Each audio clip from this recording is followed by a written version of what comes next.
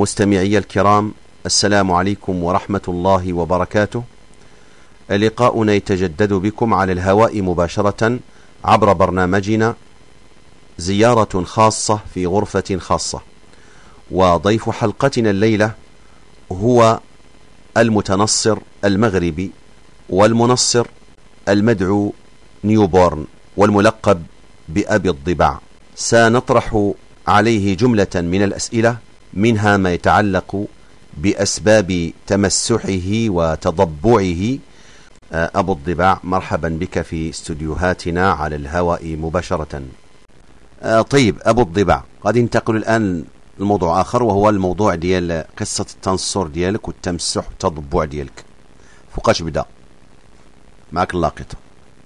انا متنصر جديد. انا ما كملناش ليا تقريبا، الا غادي نقول لك ما كملناش ليا يمكن شي 5 شهور باش عرفت الحقيقه وباش عرفت السيد المسيح بتجربه شخصيه. انا كنقول لك اخويا مول الحوت بتجربه شخصيه. ايوا جميل ابو الضباع، جميل. المهم تجربه شخصيه، ايوا غادي تعطينا التفاصيل ديال هذه التجربه الشخصيه. كنت سمعتها انا من شي ناس ولكن ما صدقتش، فلذلك بغيت نسمعها منك ابو الضباع.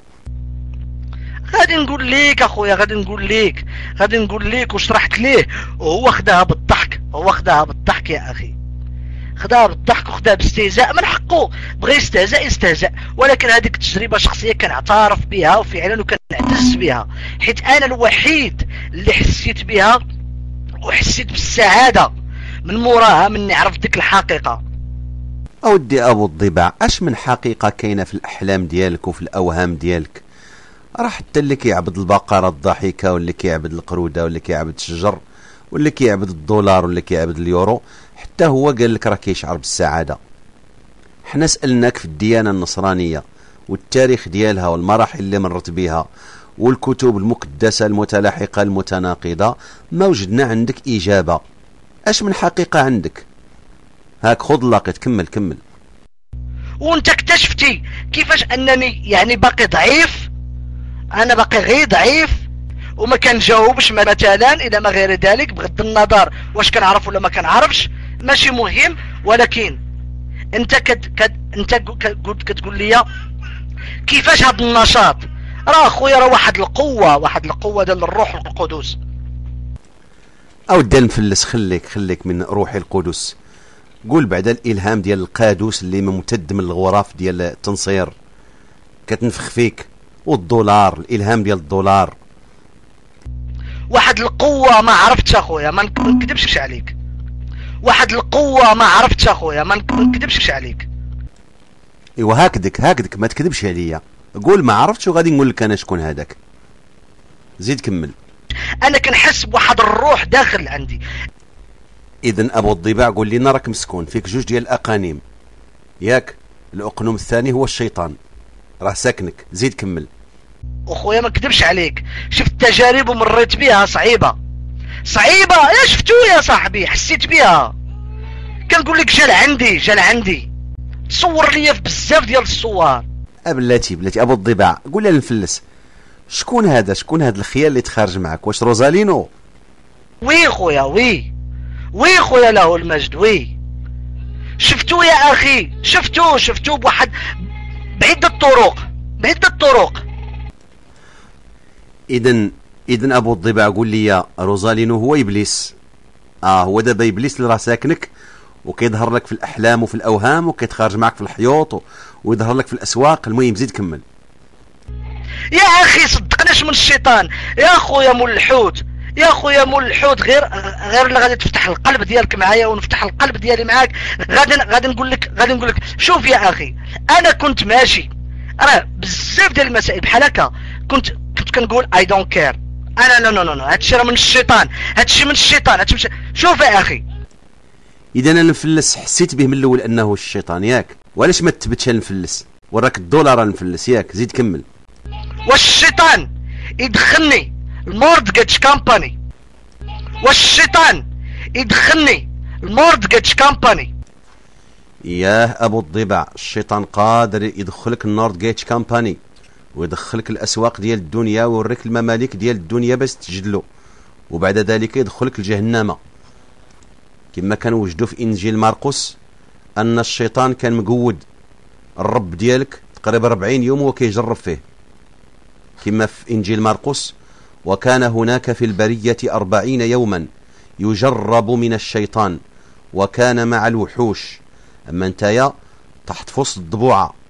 وكانوا وجدوا أن إبليس في إنجيل متى قودوا حتى طلعوا يعني فوق الجناح ديال الهيكل في المدينة المقدسة.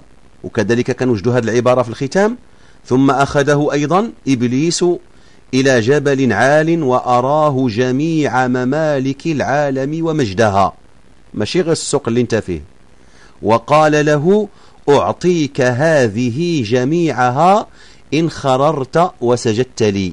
حينئذ قال له يسوع: اذهب يا شيطان، لأنه مكتوب للرب إلهك تسجد وإياه وحده تعبد. وانت المفلس غير على $1 سجدت لإبليس وصدقت إبليس وتحت في الحفرة ديال إبليس. زيد كمل. انا كنشرح لك اخويا، دخلت لهاد المساله ديال العقار، يعني اللون اوفيسر كيف ما كيقولوا في المغرب بحال السمسار. اسمح لي اخويا، انا عارفك في الالمان. اوكي، اللون اوفيسر اخويا هي بحال السمسار. كتعرف مشيت كنقلب على خدمه باش نمشي مع شي شركه. اذا خرج كتقلب على خدمه باش تمشي مع شي شركه ياك، وطحت في الشركه ديال الضبوعه وداوك. زيد كمل. صدقني يا اخويا صدقني، وديك الساعه كنت مزعزع وكنت ما طايقش. اذا ابو الضباع كنت مزعزع وكنت ما طايقش، اذا كنت في حاله نفسيه غير طبيعيه ياك. وزيد تبت مزيان ابو الضباع، واش هذا المكان اللي مشيت له مشيت تدور فيه على الحقيقه وتدور فيه على الدين، ولا مشيت تدور على خدمه معاك اللاقط؟ نو قلت لك كنت في واحد كنت في واحد بحال السوق. اوكي، هاد السوق يعني اوكي سوق كبير فيه بزاف د المحلات، فيه لي ريستورون، فيه بزاف. اوكي، بحكم الخدمه ديالي انا مشيت اخويا كنقلب على خدمه. لقيت هاد المساله اللي هي ديال العقار، ديال هادشي اللي كيديروا هادشي ديال السماسريه الى ما غير ذلك. اوكي ابو الضباع، غير عقل على هادي، انك مشيت كتدور على خدمه ياك، عقل عليها مزيان. زيد كمل. دخلت اخويا المحل الشركه، اول واحد استقبلني، عرفتي كيفاش استقبلني بالبريت، عرفتي داير بحال الضفاير وشعره طويل حتى الكتافو. اوكي، حتى الكتافو اخويا. دخلت يا اخي، قلت لك اول واحد غادي يستقبلني انا سولت على المدير، جا عندي المدير بشعره مطفور حتى الكتافو، وعطاني لاكارت دو فيزيت ديالو. مني عطاني خويا مول الحوت لاكارت دو فيزيت ديالو، عرفت شنو سميتو؟ هو اسباني. عرفت شنو سميتو اخويا؟ واش عرفتي شنو سميتو؟ جيسوس روزالينو.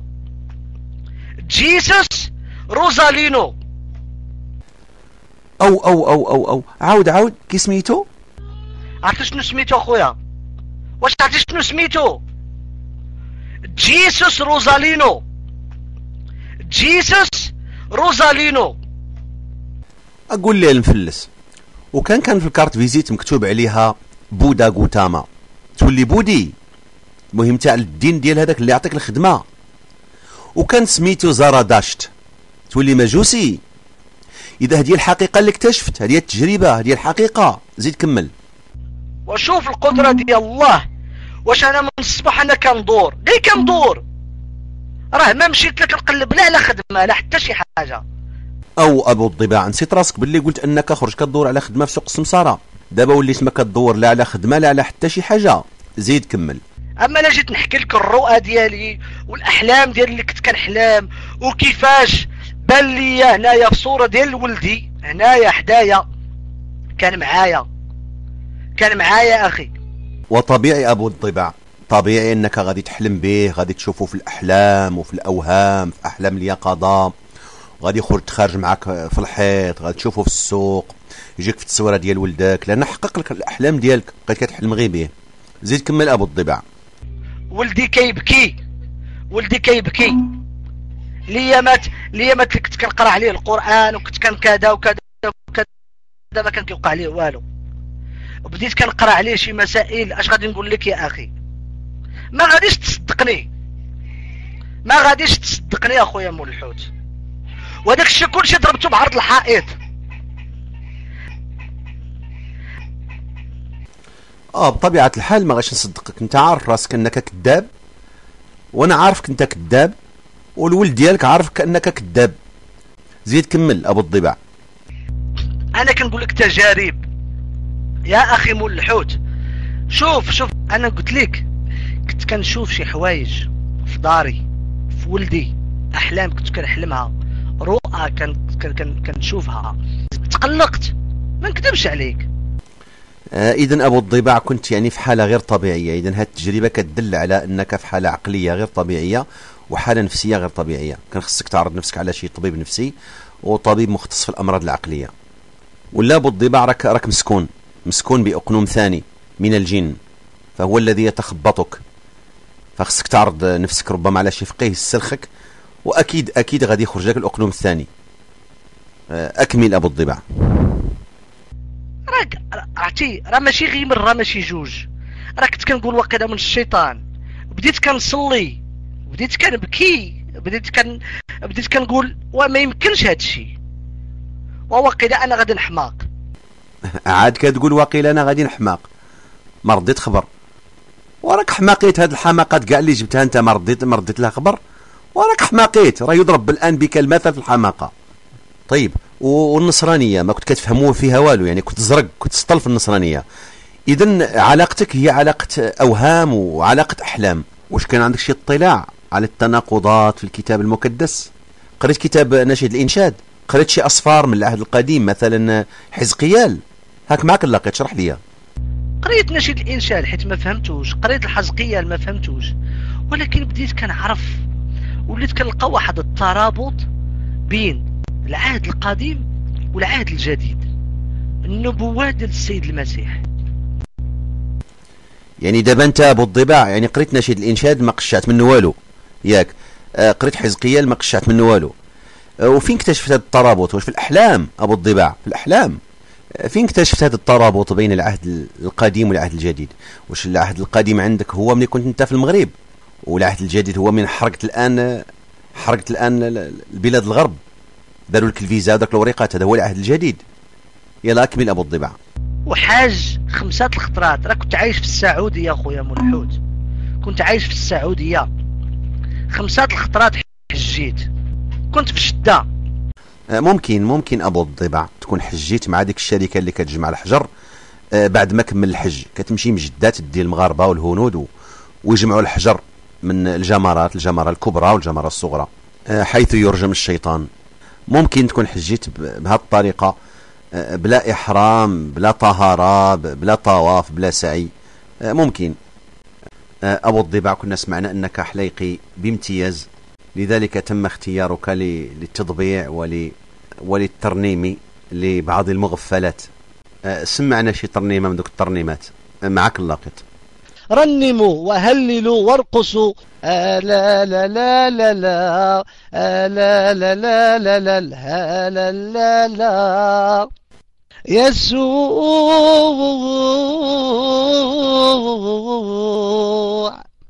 يسوع ما أجمله، فحبه أنشودتي،